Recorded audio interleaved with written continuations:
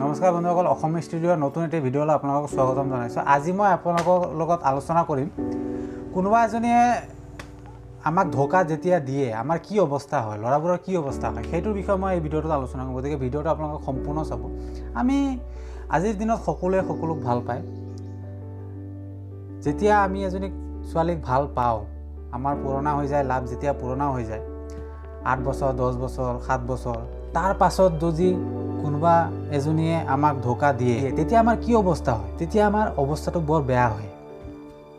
আমি ডিপ্ৰেশ্যনত পৰি যাওঁ, আমি খাব নোৱাৰোঁ, কামত মন নবহে, ৰাতি শুব নোৱাৰোঁ, তাইৰ ফটো চাই চাই আমি কান্দি থাকোঁ। তাৰ পাছত ল'ৰাবোৰে কি কৰে? আজি মই ল'ৰাবোৰৰ বিষয়ে আলোচনা কৰিম। ছোৱালীও ল'ৰাক ধোকা দিয়ে, ল'ৰাইও ছোৱালীক ধোকা দিয়ে। আজি মই অকল ল'ৰাবোৰৰ বিষয়েহে আলোচনা কৰিম। ছোৱালীৰ বিষয়ে মই বেলেগ এটা ভিডিঅ'ত আলোচনা কৰিম। গতিকে ছোৱালীবোৰে বেয়া নাপায় যেন। ছোৱালীবোৰেও এই ভিডিঅ'টো চাব পাৰে। তো ভিডিঅ'টোৰ ফালে মই আগবাঢ়োঁ। আমাক যেতিয়া ধোকা দিয়ে, ধোকা দিয়াৰ পাছত আমাৰ অৱস্থা একেবাৰে বেয়া হৈ যায়। বেয়া হৈ যোৱাৰ পাছত আমি আমাৰ ডিপ্ৰেশ্যনত পৰি যাওঁ। তেতিয়া আমাৰ বেছিকৈ খং উঠে। তেতিয়া আমি ভাবোঁ যে তাই মোক ধোকা দিছে, তাইক মই শান্তি নিদিওঁ, তাইক লাইফটো শেষ কৰি দিম, তাইৰ লগত মই বেয়া কৰিম। সেইবোৰ নহয় বন্ধুসকল, সেইবোৰ আমাৰ ভুল ধাৰণা। আজি তাই আমাক ধোকা দিছে বাদ দিয়ক। জানো ধোকা দিয়াৰ পাছত আমাৰ অন্তৰে বহুত কান্দে। আমি এনেকুৱা এটা অৱস্থাত পৰি যাওঁ, কি কৰিম মাথা একো কাম নকৰে। কিন্তু আমি তেতিয়া নিজকে কণ্ট্ৰল কৰিব লাগিব। আজি তাই ধোকা দিছে, তাইৰ ফলত আমাৰ জিন্দগীটো বৰবাদ কৰি লাভ নাই। যোনে ধোকা দিছে, আজি ধোকা দিছে, সি দুদিন পিছত আকৌ ধোকা দিব আপোনাক। যোনে ধোকা দিছে সি ধোকা দি থাকিব, তাৰ ধোকা দিয়াই কাম। আপুনি ইমান ভাল পোৱাৰ পাছতো তাই যদি ধোকা দিছে, তে ফিউচাৰত আৰু কি কি কৰিব আপুনি চিন্তা কৰক। গতিকে নিজৰ লাইফটো এজনী ছোৱালীৰ কাৰণে বৰবাদ কৰি লাভ নাই। নিজক মুভ অন কৰক। তাৰ বদলি আপুনি যদি ভাবে মুভ অন কৰাৰ বদলি যদি আপুনি ভাবে যে মই ছোৱালীটোৰ শান্তি নিদিওঁ, মই ছোৱালীটোৰ লাইফ শেষ কৰি দিম, এইবোৰ একদম ভুল ধাৰণা। চাওক, আপুনি তাইক এটা সময়ত ভাল পাইছিলে, আপোনাক যেতিয়া ধোকা দিছে তথাপিও আপুনি তাইক বেয়া নাপাব। কাৰণ আপোনাতকৈ কিবা বেটাৰ পাই গৈছে চাগে তাই, তেতিয়া সেইকাৰণে গ'লগৈ বেলেগৰ লগত। বাদ দিয়ক। ছোৱালী এজনী আপোনাক এৰি দিছে, ভাবক যে ভাল হৈছে, যাক লাইফত আপুনি এটা কিবা শিকিব পাইছে, আপুনি লাইফত আৰু আগুৱাই যাব পাৰিব। কাৰণ যেতিয়া আমাক কোনোবাই ধোকা দিয়ে তেতিয়া আমি এইটোৰ পৰা বহুত বস্তু শিকিব পাৰোঁ, লাইফত আৰু আগবাঢ়িব পাৰিম। আমি ধোকা খোৱাৰ পাছত আমি মুভ অন কৰিব লাগে। হয়, মুভ অন কৰোঁতে বহুত কষ্ট, এদিন দুদিন এসপ্তাহ। তাৰপাছত আপুনি এনেই অট'মেটিকলি মুভ অন কৰাত চেষ্টা কৰক, চাব অট'মেটিকলি মুভ অন হৈ যাব। এইবোৰ বেয়া চিন্তা কৰি নিজৰ লাইফটোক বৰবাদ কৰিব।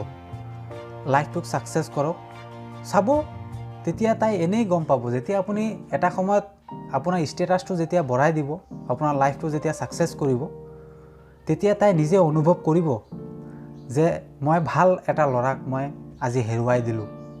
তাই ৰিয়েলাইজ কৰিব। সেনেকুৱা এটা কাম কৰক যেন তাই ৰিয়েলাইজ কৰে। এটা সময়ত তাইক ৰিয়েলাইজ কৰি কয় যে মই ভাল ল'ৰা এটাক মই আজি ধোকা দিলোঁ, আজি মই ভাল মানুহ এজনক মই মোৰ জীৱনৰ পৰা আঁতৰালোঁ। তেতিয়া তাই নিজেই অনুভৱ কৰিব আৰু নিজেই কান্দিব।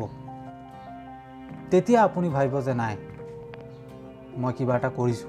সেইবুলি সেই ছোৱালীটোক আপোনাক ধোকা দিছে, ছোৱালীটোৰ কাৰণে বেয়া ভাবি লাভ নাই। আপোনাৰ মূল্যৱান সময়খিনি তাইৰ বেয়া কথা চিন্তা কৰি আপুনি ক্ষতি নকৰিব। তাৰ বদলি আপুনি আপোনাৰ ফেমিলিৰ লগত টাইম স্পেণ্ড কৰক, আপোনাৰ কামত মন বহাওক। এটা ছোৱালীৰ কাৰণে আপুনি জিন্দগী বৰবাদ কৰিব নেকি?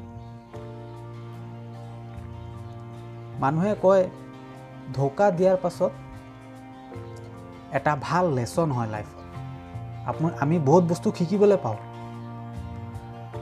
আমাৰ লাইফটো ছাকচেছ কৰিব পৰাত আৰু সহায় হয়। গতিকে ল'ৰাবোৰে আমি ষ্ট্ৰং হ'ব লাগিব। আমি ধোকা খোৱাৰ পাছতো আমি বেয়া চিন্তা কৰিব নালাগে। যাক আমি ভাল পাইছিলোঁ ভাল পায়ে থাকিম। ছোৱালী মানুহক আমি ৰেচপেক্ট কৰোঁ, ৰেচপেক্ট কৰি থাকিম।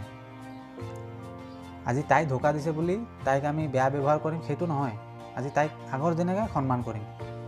যোনে ৰিয়েলাইজ কৰে, যদি ভাবে যে নাই মই ভুল কৰিছোঁ, তেন্তে তাই নিজে ঘূৰি আহিব। তাই নিজে ৰিয়েলাইজ কৰিব যে তাইৰ ভুলখিনি। আৰু যদি আহিব নিবিচাৰে নো প্ৰব্লেম, কিন্তু আপোনাক ধোকা দিছে, নিজৰ লাইফখন মই শেষ কৰি দিম, মই নিজে জিন্দগীত বৰবাদ কৰি দিম। কি হ'ব, ল'ৰাবোৰে কেতিয়াবা ধোকা খোৱাৰ পাছত চুলি দাড়ি ডাঙৰ কৰি দেৱদাস হৈ যায়, মাল খোৱাত লাগি যায়, যোনে মাল নাখায় মাল খোৱাত লাগি যায়। সেইবোৰ কৰিলে কি আৰু তাই ঘূৰি আহিব নেকি? নিজৰ লাইফটো কি আগুৱাই যাব নেকি? এনেকুৱা কৰিলে নিজকে আমি বৰবাদ কৰি আছোঁ। গতিকে এই ভিডিঅ'টোত মই আপোনালোকক এইটোৱে বুজাবলৈ চেষ্টা কৰিছোঁ যে ধোকা খোৱাৰ পাছত কাৰো বেয়া চিন্তা নকৰিব, নিজৰ লাইফত মুভ অন কৰক, ভাল কাম কৰক, তাই নিজে ৰিয়েলাইজ কৰিব। আৰু যদি তাই ঘূৰি আহে, এটা কথা খালি মনত ৰাখিব যে এবাৰ তাই ধোকা দিছে, পিছতো সি ধোকা দিব পাৰে। তথাপিও আপোনালোকে চিন্তা কৰি ৰিলেশ্যনটোক আগবঢ়াব পাৰে। যদি তাই অনুভৱ কৰে যে নাই ভুল কৰিছোঁ, মানুহে ভুল কৰেই, সেইবুলি তাইৰ বেয়া কথা চিন্তা নকৰিব। গতিকে ভিডিঅ'টো চাই আপোনালোকে যদি কিবা সুধিব লগা থাকে তেন্তে কমেণ্টত সুধিব পাৰে। আৰু আমাৰ ল'ৰাসকলে যেতিয়া ধোকা খোৱাৰ পাছত কি কি কৰিছে মোক এই কমেণ্টৰ জনাবলৈ নাপাহৰিব। গতিকে মুভ অন কৰক আৰু লাইফটোক ছাকচেছ কৰক, কাৰো বেয়া কথা চিন্তা নকৰিব, চাব নিজৰ ভাল হ'ব। আৰু তাইক ৰিয়েলাইজ কৰাবলৈ চেষ্টা কৰক আপুনি ভাল কাম কৰি। গতিকে ভিডিঅ'টো চাই কেনেকৈ পালে জনাবলৈ নাপাহৰিব। চেনেলটোক ছাবস্ক্ৰাইব কৰিব, লাইক কৰিব আৰু শ্বেয়াৰ কৰিব। ধন্যবাদ। জয় আই অসম।